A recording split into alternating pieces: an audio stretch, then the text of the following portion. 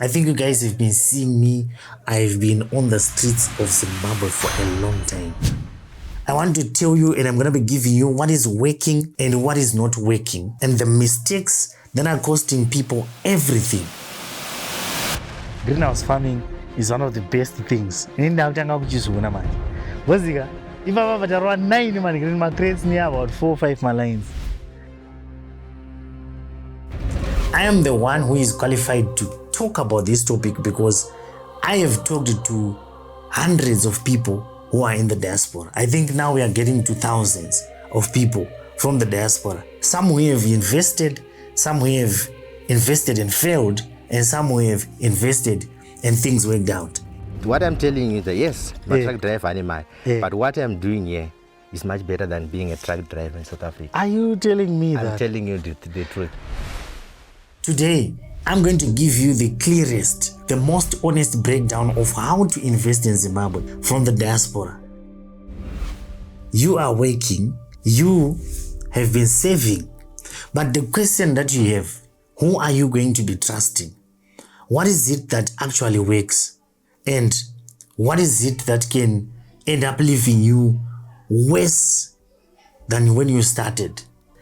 Most Zimbabweans in the diaspora, they invest emotionally, not strategically. They send money home because they feel guilty, because there's a family member who has asked for the money, because they saw someone else who is building something very impressive. Nowadays, I think you guys have been watching my videos. You watched something that Kelvin Birioti has posted. You watch something that Kunda has posted, and then you get impressed. Then you decide to invest emotionally, not strategically. And that emotional investing is the number one reason good money is getting lost. Because before you invest a single dollar in Zimbabwe, you need to answer 3 very, very important questions. And you need to answer these questions honestly. So question number 1, how much can I actually afford to invest without it affecting my life here in the diaspora? You need to be honest with yourself on this one. If losing this money would put you in a serious difficulty, it is too much. Then question number 2, how long am I prepared to wait for a return? Because you need to understand that some investments in Zimbabwe, they return money very quickly, and then others can take years. So knowing your timeline changes everything about which option is right for you. Now question number 3, do I have someone I genuinely trust on the ground in Zimbabwe to manage whatever I'm going to be investing in? Because almost every investment in Zimbabwe from abroad, it requires someone who is physically there. If you do not have that person, you do not have the foundation for most types of investments in Zimbabwe. If you answer those 3 questions first, then you look at the options that I'm going to be giving you.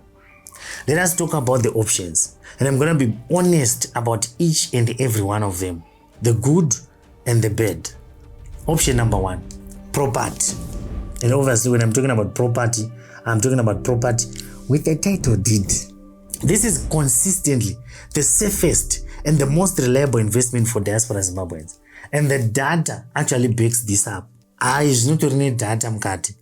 Because rental yields on residential property in Zimbabwe are currently running between 5 and 8% annually. Properties with solar systems, maboho, and off-grid features are selling 34% faster than traditional homes. And these properties are commanding price premiums of up to 20%. And by the way, if you want maboho solar, you need to connect with Logo SolarTech. And I'll put the numbers on the screen. So these homes, they are selling faster, and they are also commanding price premiums of up to 20%, which means the one in like Zagato in Zara, same imba, same everything. Imba in machine, neimba isina, gonna want more money than those are true. So the keyword here, the keyword here is title deed. We're not talking about a session. We're not talking about an offer letter. We are talking about a proper registered title deed. We have covered what the difference means in previous videos on this channel, and it matters zvakanyanya for the security of your investments. So, maperi urban areas like Nana Goromonzi, Mazoe, Marondera, they are seeing land prices rising 8% year on year due to irrigation access and also urban expansion. So if you buy a serviced stand with a title deed in one of these areas today and build it properly, you are making a solid long-term investment. The risk: the property market in Zimbabwe requires you to have eyes on the ground. So this one is actually the risk. You need to have a trusted agent. You need to have a registered lawyer. And you need to be very, very patient. You should never buy a property in Zimbabwe from the UK based on a WhatsApp photo or someone's word. Don't worry, God. Boo. I say boo. So you need to visit. You need to verify. Use registered professionals. I always say this. Use registered professionals. Only then do panofanauza mari yako. Inini ndosatozvuri nani kurohwa mari na lawyer kana nemuna registered.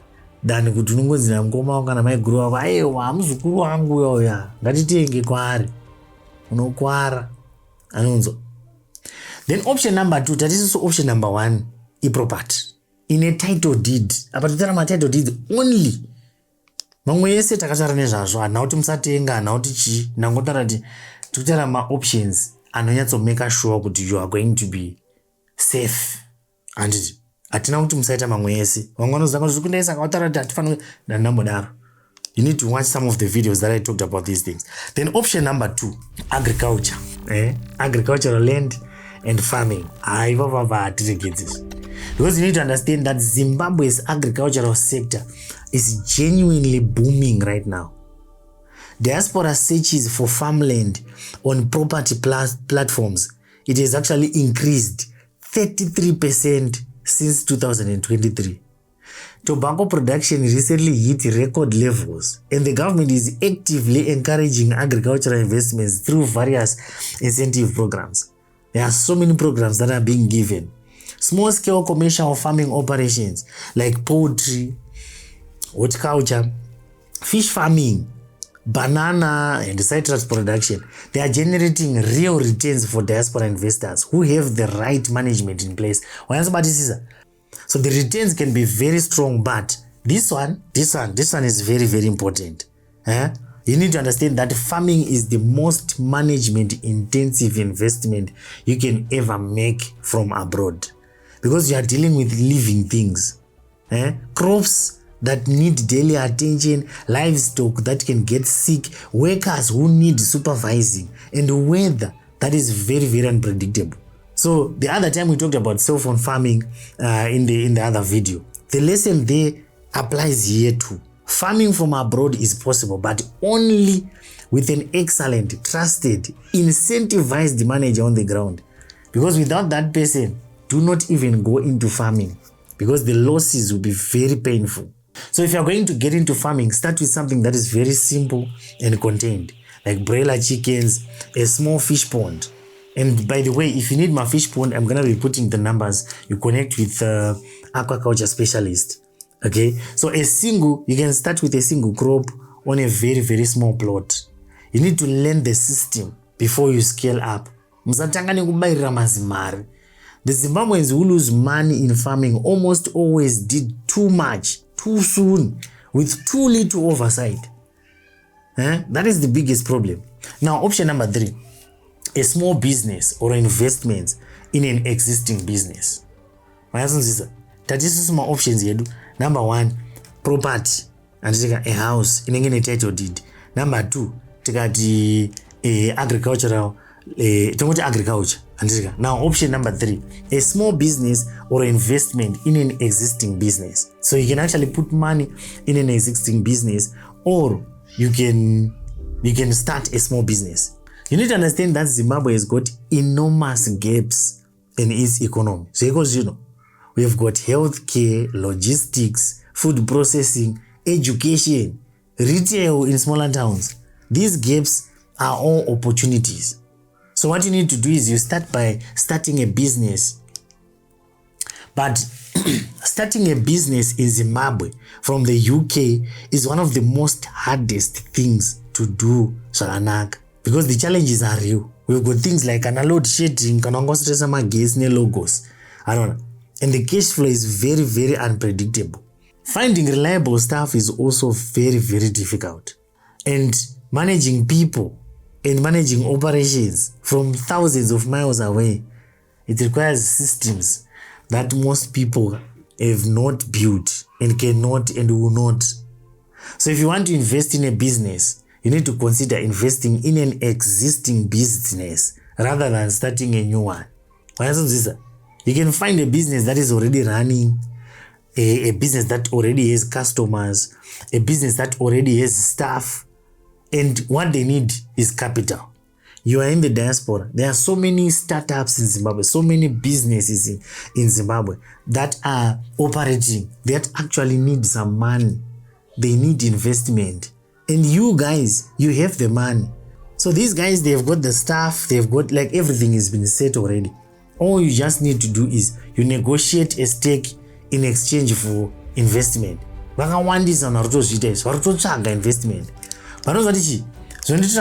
from the diaspora, you guys have got money. Most my stories are done and the diaspora anotanga something in Zimbabwe. Why? Because they prefer to. I'm not going to be investing into something that is already there. So many young people, if only we could get someone who can give us money to scale this thing. Some who are doing manufacturing here in Zimbabwe, they are manufacturing, but have machines.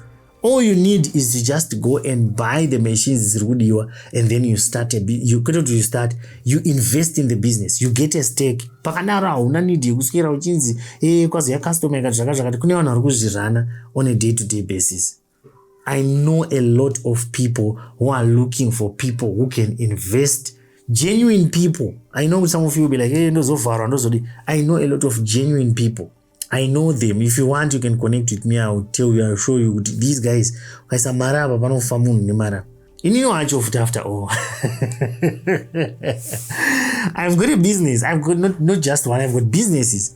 But the thing is, we do not have the money. But we are trying our best. We are trying. Because it's push it to something so that no make sense. So when you do this, when you invest in a business that is already working, this way you are investing in something that has been proven rather than starting from scratch. You see what I'm talking about? Whatever you do, never invest in a business without a legal agreement, a signed, witnessed document that clearly states your investment amount, your ownership stake, how profits are going to be distributed, and what happens if the business fails. Because business is going to fail.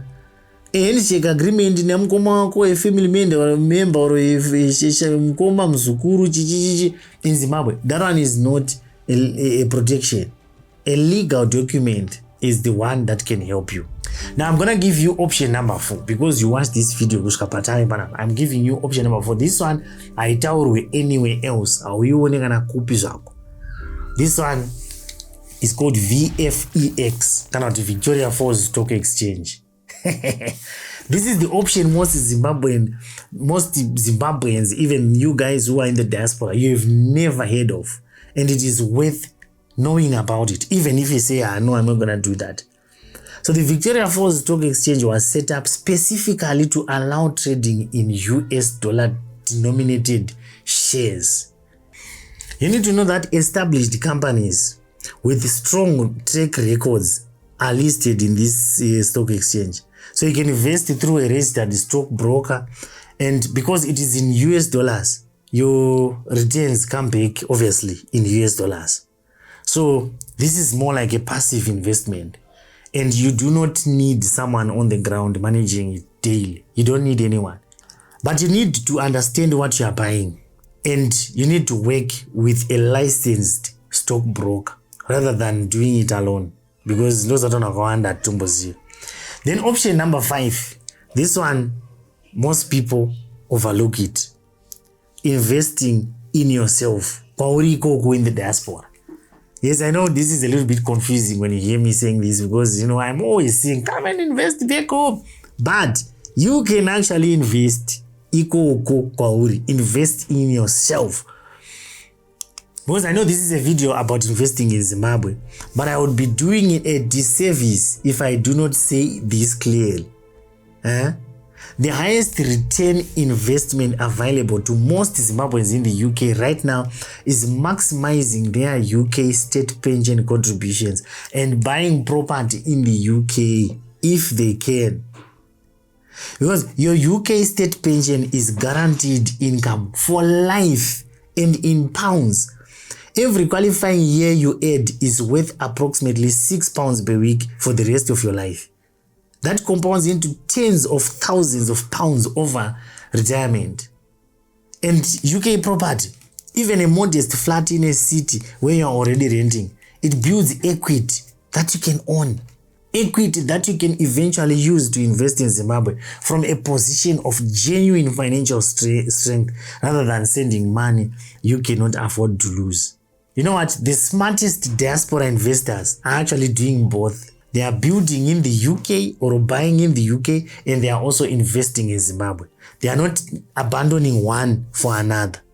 Now let me bring this together for you very simply. The safest investment in Zimbabwe from the diaspora right now is titled property. Freehold with a registered title deed in an area with strong demand and growing infrastructure. The highest potential but highest management investment is agriculture, but only with the right person on the ground. And the most overlooked opportunity is the Victoria Falls Stock Exchange, US denominated shares in established companies. And the investment most people underestimate is themselves. You watch your UK pension, your UK career, your UK property foundation, whatever you invest in. Never send money without legal documentation. Never invest more than you can afford to lose. Never rely on one person's word without verification. And always have someone you genuinely trust representing your interest on the ground. Because Zimbabwe is full of opportunities right now. The diaspora has $2.5 billion flowing Zimbabwe every single year. The question is not whether you should invest or not. The question is how are you going to invest wisely. So what you're going to do in this video, share it with someone who is thinking about investing back home, because it might save them, you understand, from a very expensive mistake. If this is your first time to be here, don't forget to subscribe. If you've got a topic that you'd want me to get into, feel free to connect with me, or you can just send in the comment section. Do a video on this, I'll see you in the next video.